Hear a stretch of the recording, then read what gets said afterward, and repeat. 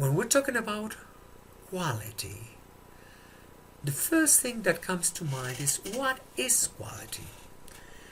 People talk a lot about, no, this shirt is high quality. What? No, that's not what we mean by quality when we're talking about operations. Quality for us is to meet preset standards. When we have quality, our product complies with the specifications that we were given. It doesn't mean that our product is either high-end or low-end, low cost, high cost.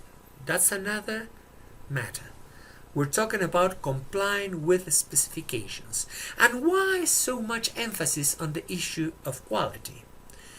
Essentially because better quality allows us first to increase sales because our customers are satisfied. And logically they tend to buy more of our product. And second, because we reduce costs.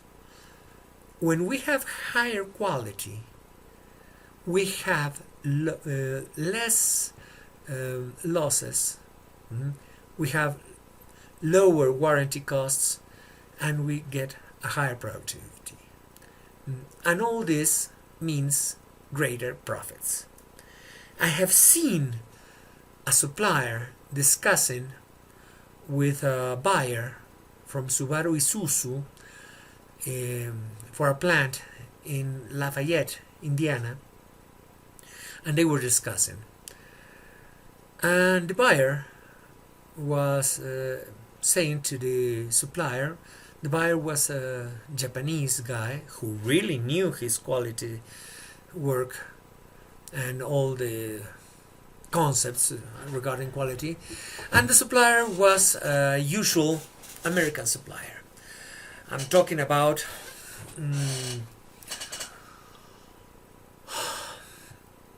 towards the end of the 80s, beginning of the 90s, and the Japanese buyer was saying, okay, I need you to improve your quality by 30%, and I need to know how much less you're going to charge me.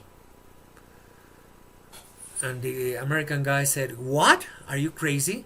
You expect better quality and you demand a lower price? That's impossible.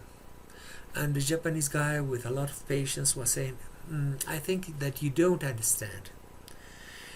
If you have better quality, you have smaller losses, your process more efficient, thereby your cost is lower. So if you improve your quality, I expect to know by 30%, I expect to know how much less you're going to charge me.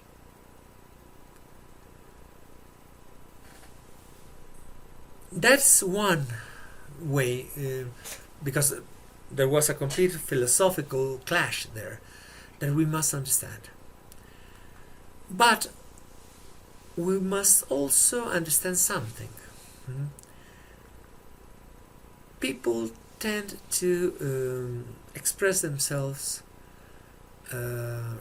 rather laxly when they're talking about quality. There's one quality myth, for example, that quality can be improved. I just said so a couple of minutes ago, but that's not so. Quality is binary. Either you achieve it or you don't. What are you working with? You're working with standards that can be stricter or laxer. So when we say that quality can be improved, wait a second. You don't improve quality. You make your standards more strict and you comply with them.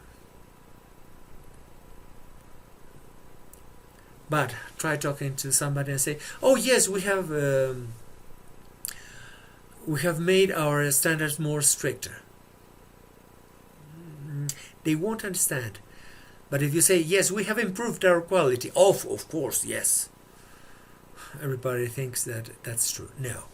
For people who really know about quality, we're not talking about that quality can be improved. No. We talk about our standards. Either they are stricter or they're laxer. We cannot say that something has more or less quality. That's an absurdity. It either complies with quality requirements or it doesn't. Actually, it's like being pregnant. Either you're pregnant or you're not, period. It's not I can be a little bit pregnant. No, that doesn't work that way. Now, what are standards then? The standards are the specifications that are established for a product or service. And who defines them? Well, they are the customer's requirement agreed to by the supplier. Some international quality standards that we can know, that we will be working with, not we can know, sorry, that we will be working with are ISO 9000. But watch out, ISO 9000 concentrates itself on the quality of the process's documentation. It doesn't say anything regarding the quality of the product. When they are saying, for example, that this control has been developed under a certain standard that is ISO 9000 compliant, it doesn't tell you anything regarding the quality of this control.